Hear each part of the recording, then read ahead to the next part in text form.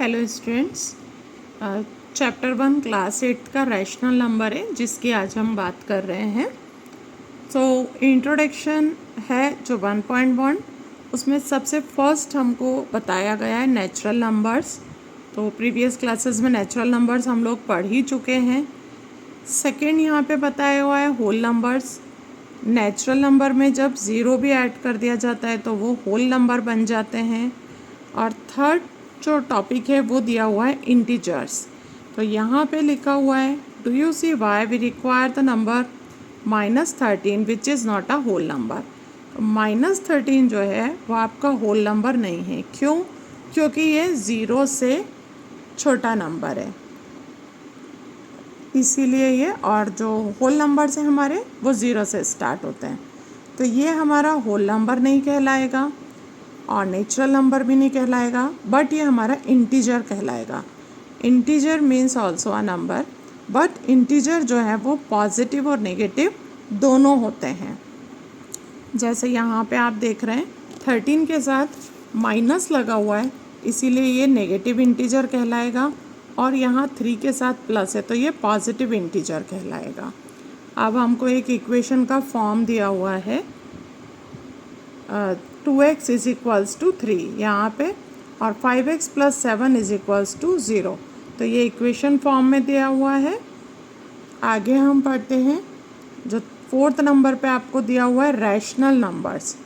Main जो है वो चैप्टर का हमारा फोकस इसी पे है, रैशनल नंबर्स थे। तो जब कोई भी दो इंटीजर को p/q फॉर्म मतलब न्यूमरेटर अपॉन डिनोमिनेटर के फॉर्म में लेते हैं तो वो रैशनल नंबर कहलाता है। यहाँ आप देख रहे हैं न्यूमरेटर 3 है और डिनोमिनेटर 2 है, तो ये हो गया हमारा पॉजिटिव रैशनल नंबर। और यहाँ पे हमें -7/5 है, तो ये हो गया हमारा नेगेटिव रैशनल नंबर। तो जो टॉपिक का नाम है हमारा वो रैशनल नंबर्स ही है, और इस टॉपिक में हम क्या करने वाले हैं, रैशनल नंबर्स के ऑपरेशंस देखने वाले हैं। कैसे इनको ऐड करना है, सब्ट्रैक्ट करना है, मल्टीप्लाई करना है या डिवाइड करना है, और उसके कुछ प्रॉपर्टीज़ होते हैं जिनकी हम बात करेंगे। Let us continue. सो जो हमारी बुक में फर्स्ट प्रॉपर्टी दी हुई है उसका नाम है प्रॉपर्टीज़ ऑफ रैशनल नंबर में क्लोजर प्रॉपर्टी। क्लोजर प्रॉपर्टी में हम होल नंबर्स को लेंगे। होल नंबर्स अभी मैंने पीछे आपको बताए थे, नेचुरल नंबर में ज़ीरो ऐड कर दें तो होल नंबर्स होते हैं। तो फर्स्ट वाला देखिए आप, जहाँ आपको दिख रहा है ऑपरेशन, यहाँ एडिशन हो रही है, और एडिशन किसकी हो रही है, 0 + 5 की हो रही है। मतलब 0 जो है वो होल नंबर है और 5 भी जो है वो भी होल नंबर है। फर्स्ट वाले में देखिए आप क्लोजर प्रॉपर्टी लिखा हुआ है यहाँ पे हमारा, और हम होल नंबर्स की बात करेंगे। तो एडिशन कर रहे हैं हम 0 + 5 का, तो 5 मिल रहा है, और नेक्स्ट नंबर हम ले रहे हैं 4 + 7 का। It is a whole number. Question पूछ रहे हैं हमसे ये कि क्या ये होल नंबर है, तो ये रिमार्क में हम देंगे whole number are closed under addition. तो येस, ये हमारे होल नंबर निकलेंगे, क्योंकि फर्स्ट का आंसर हमारा 5 निकल रहा है और सेकंड का आंसर हमारा 11 निकल रहा है। तो बोथ आर होल नंबर्स हैं और इनको हमने ऐड किया है। अब होल नंबर्स की सब्ट्रैक्शन देख रहे हैं आप सेकंड वाले में। 5 - 7 आ रहा है तो इसका आंसर हमारा है -2। तो इसका आंसर हमारा -2 आ रहा है, तो क्या है, ये होल नंबर नहीं है, क्योंकि लास्ट मैंने अभी आपको थोड़े समय पहले बताया कि माइनस में होल नंबर नहीं होता है। माइनस में अगर नंबर्स ये होते हैं तो वो क्या कहलाते हैं, इंटीजर कहलाते हैं। तो ये होल नंबर नहीं है, -2 इज़ अ इंटीजर। नेक्स्ट देखिए आप, मल्टीप्लिकेशन कर रहे हैं हम 0 × 3 का, तो हमें 0 मिल रहा है, और 3 × 7 का कर रहे हैं तो हमको 21 मिलेगा। तो 0 × 3 को मल्टीप्लाई करने पे 0 × 3 = 0 मिलता है। तो ये जो है वो होल नंबर कहलाएगा, क्योंकि अभी आपको बताया था नेचुरल नंबर में 0 इंक्लूड कर दें तो होल नंबर बन जाते हैं। और 21 भी it is also a whole number. इसी तरह जब हम होल नंबर्स की डिवीज़न करेंगे 5 / 8, तो इसका जो आंसर आएगा ये होल नंबर नहीं कहलाएगा, क्योंकि 5 जो है वो स्मॉलर नंबर है और 8 जो है वो बिगर नंबर है। तो इसका आंसर हमको डेसिमल फॉर्म में प्राप्त होगा, और डेसिमल फॉर्म में प्राप्त होने की कंडीशन में ये होल नंबर नहीं रह जाता है। तो ये चारों प्रॉपर्टीज़ मैंने आपको 1.2 की 1.2.1 क्लोजर में आपको मैंने ये चारों प्रॉपर्टीज़ एक्सप्लेन कर दिए हैं। उम्मीद है आपको समझ में आ गए होंगे। सो ये हमारा था होल नंबर्स के साथ। अब हम बात करेंगे नेक्स्ट ऑपरेशन इंटीजर्स के साथ, जो मैं आपको फिर से रिमाइंडर डलवा दूँ कि इंटीजर्स जो हैं वो पॉजिटिव और नेगेटिव दोनों होते हैं। तो अब जब हम इंटीजर्स के साथ करेंगे ये ऑपरेशन, तो फर्स्ट हम एडिशन कर रहे हैं, और एडिशन में हमने एक लिया है -6 और एक लिया है 5। तो -6 जो है वो इंटीजर हो गया और 5 जो है वो होल नंबर हो गया। तो इसका आंसर हमें क्या मिलेगा? -1। -1 क्यों मिलेगा? क्योंकि एक प्लस और एक माइनस मिलके माइनस बनते हैं, और साथ में हमारे को जो बिगर डिजिट का साइन होता है वो मिलता है। तो 6 का जो ग्रेटर डिजिट का साइन है, 6 के पास माइनस साइन था, इसलिए आंसर में हमको -1 मिला, और -1 क्या होता है? इंटीजर होता है। नेक्स्ट ऑपरेशन देखिए आप, -7 प्लस -5 है। यहाँ पे आप देख रहे हैं -7 प्लस -5। तो हम कर तो ऐड रहे हैं, लेकिन हमारे पास डिजिट क्या है? नेगेटिव की। तो नेगेटिव की डिजिट है, पहले हमको इस ऑपरेशन को क्लियर करना पड़ेगा। दो साइन एक साथ नहीं लगा सकते हैं, तो प्लस और माइनस मिलके क्या बन जाएंगे? माइनस। तो -7 और -5 मिल करके क्या बनेगा? -12। -12 बनेगा, तो ये भी क्या कहलाएगा? हमारा इंटीजर। इंटीजर्स की ऑपरेशन देख रहे हैं आप। अब हम सब्ट्रैक्ट करेंगे, 7 - 2 करेंगे, तो यहाँ 7 तो हो गया होल नंबर, -5 हो गया इंटीजर। एक होल नंबर एक इंटीजर लेंगे तो क्या मिलेगा? N integer. उसके बाद 5 - 7 करेंगे, तब हमको इंटीजर मिलेगा -2। इसी तरह -6 और -8 करेंगे तो हमें मिलेगा -14। ये इंटीजर के क्लोज आएंगे, आंसर जो है वो इंटीजर्स के क्लोज आएंगे। तो ये वाले भी आपको समझ में आ गए होंगे। नेक्स्ट ऑपरेशन बताती हूँ। नेक्स्ट ऑपरेशन में आप देख रहे हैं -6 माइनस ब्रैकेट में -8।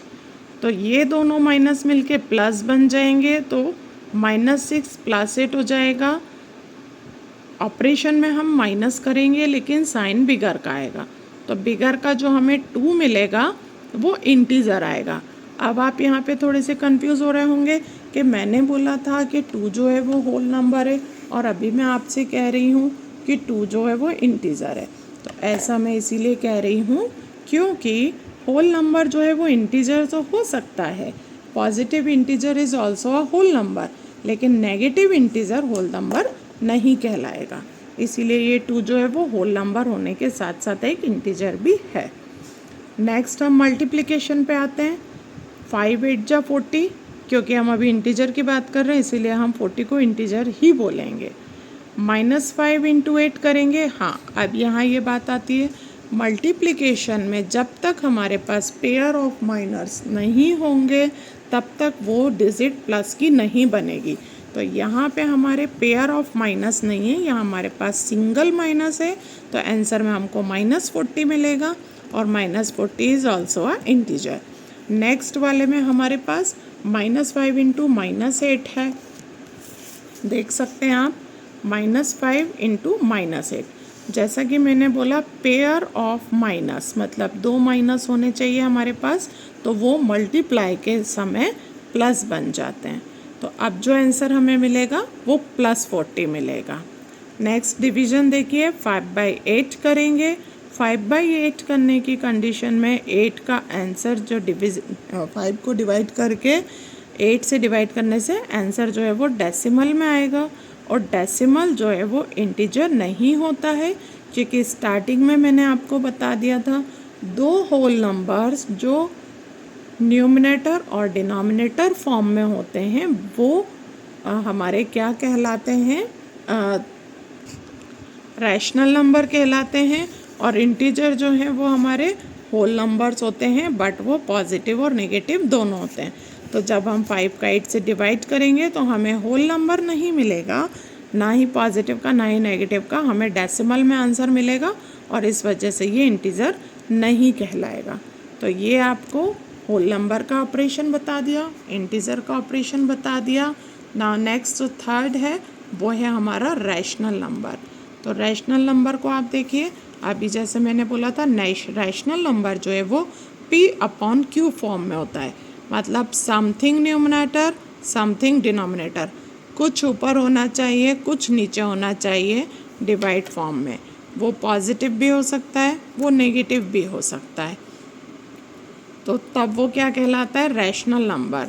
सिर्फ क्या नहीं होना चाहिए, इसको ध्यान से देखिए, q is not equal to zero, denominator कभी भी ज़ीरो नहीं होना चाहिए, तो वो रैशनल नंबर रहेगा।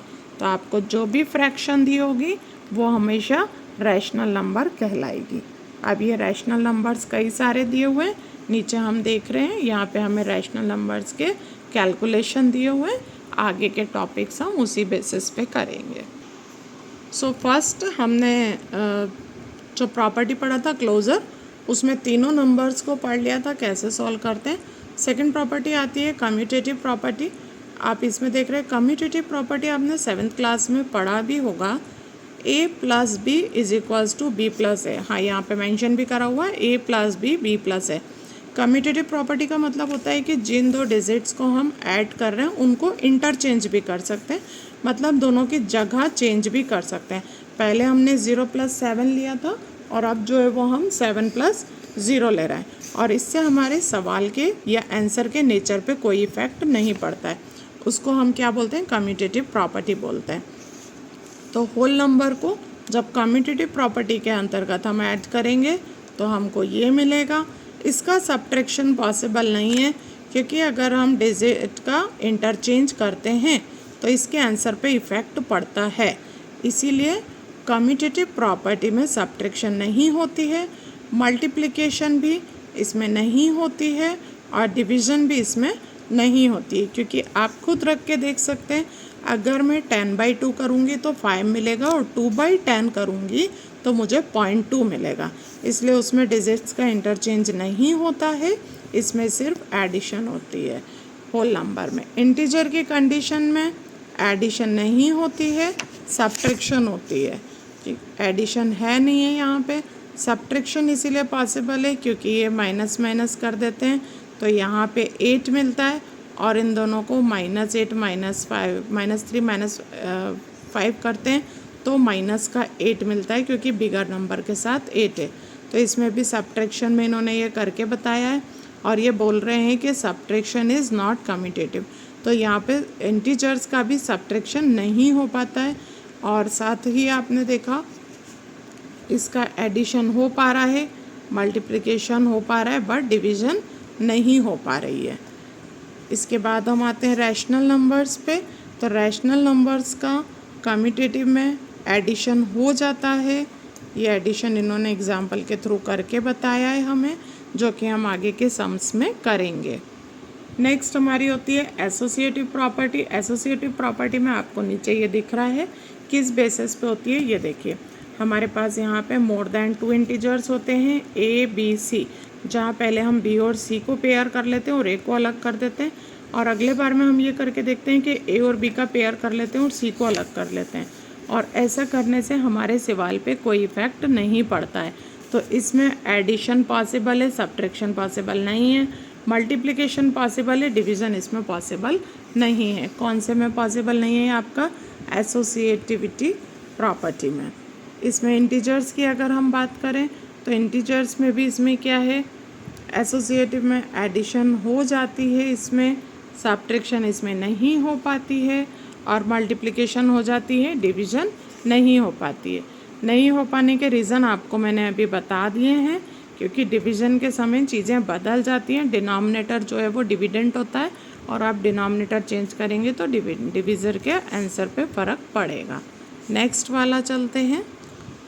सो नेक्स्ट जो आता है वो आता है द रोल ऑफ ज़ीरो करके यहाँ पे मेंशन किया हुआ है इन्होंने, ये कहलाता है एडिटिव आइडेंटिटी। आप इसको ध्यान से सुन सकते हैं, इसको एडिटिव आइडेंटिटी कहलाता है, या दूसरा कहने का मतलब है कि ज़ीरो का क्या रोल होता है।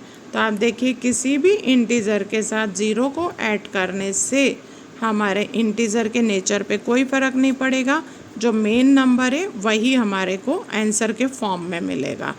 2 + 0 हमको 2 मिलेगा, या 0 + 2 भी 2 मिलेगा। -5 + 0 हमको -5 मिलेगा, या 0 + -5 करेंगे तो भी -5 मिलेगा। इसी तरह हमारा एक और होता है जिसको हम बोलते हैं एडिटिव इन्वर्स। इसमें 1 का रोल होता है। जब हमको सेम नंबर में आंसर चाहिए हो तो हम उस डिजिट को 1 से मल्टीप्लाई या 1 से डिवाइड करते हैं। तो 1 से मल्टीप्लाई करने पर जो हमारा नंबर है हमको वही मिलता है, लाइक 5 1 ज़ा 5 वही मिलेगा। और इसको 1 से डिवाइड करेंगे तो भी हमें यही मिलेगा। अब रोल ऑफ 1 में मल्टीप्लिकेशन का तो होता है, लेकिन रोल ऑफ 1 में आगे हमको और कुछ नहीं करना होता है, मल्टीप्लिकेशन और डिवाइड करते हैं, आगे हमें इसकी ज़रूरत नहीं पड़ती है। लेकिन जो हम रोल ऑफ ज़ीरो की बात कर रहे हैं, इसमें अगर हम 0 से मल्टीप्लाई करेंगे तो हमें सेम आंसर नहीं मिलेगा, हमें 0 मिल जाएगा। और 0 से डिवाइड करेंगे तो भी हमें सेम आंसर नहीं मिलेगा, 0 मिल जाएगा। इसीलिए 0 सिर्फ प्लस या माइनस किया जा सकता है, मल्टीप्लाई या डिवाइड नहीं किया जा सकता। और 1 जो है वो प्लस या माइनस नहीं किया जा सकता क्योंकि आंसर पे इफेक्ट पड़ जाएगा। 1 को हम मल्टीप्लाई या डिवाइड कर सकते हैं। तो ये मैंने आपको पांचों प्रॉपर्टीज़ समझा दिए हैं। अब आगे हम एक्सरसाइज सॉल्व करेंगे। तो अब आप ये देख रहे हैं एक्सरसाइज 1.1 है हमारे टेक्स्ट बुक का, जिसमें फर्स्ट प्रॉब्लम हमें दिया हुआ है name the property under multiplication use in each of the following. ये 3 मल्टीप्लिकेशन के प्रॉब्लम्स हमें दिए हैं और इसमें कौन सी आइडेंटिटी यूज़ कर रहे हैं वो हमसे पूछा गया है। तो फर्स्ट वाली, चलिए हम इसको नोटबुक में देखते हैं। ये नोटबुक में मैंने कर रखा है ताकि हमारा टाइम वेस्ट ना हो, नोट डाउन कर रखा है already. -4/5 into 1 is equals to 1 into -4/5। तो ये 1 से मल्टीप्लाई किया गया था, इसीलिए हमारी कौन सी कहलाती है, मल्टीप्लिकेटिव आइडेंटिटी कहलाती है हमारी। ये मल्टीप्लिकेटिव आइडेंटिटी, ये हमारी मल्टीप्लिकेटिव हो गई। नेक्स्ट वाली ये देखिए, ये हम इसको बता सकते हैं a into 1 is equal to 1 into A, आपको याद रहेगा। नेक्स्ट वाली देखिए 13/17 माइनस 2/7, 2/7।